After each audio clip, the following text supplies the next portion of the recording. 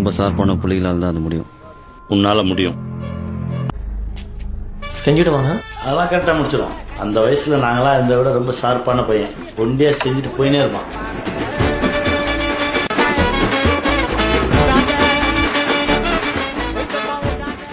எனக்கு இதெல்லாம் வேணாண்ணா. நீ என் கூடயே இருந்துரு. நானு, வேலு, அப்புறம் நீ தான்.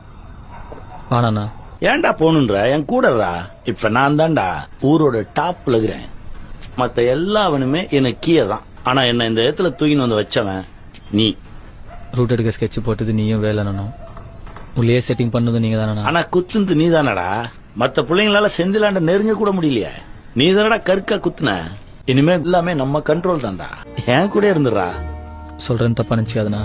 எனக்கு யார் நல்லவங்க யார் கெட்டவங்கன்னே தெரியலண்ணா. பொருளை கூட கரெக்டா பிடிக்க தெரியாதெல்லாம் ஊர் உள்ள தௌலத்துன்னு சுத்துறத பாக்குறோம்.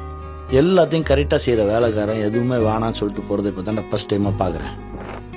அதுல பெரும் பருத்துக்கு ஒண்ணு இல்லைண்ணா. வரண்ணா.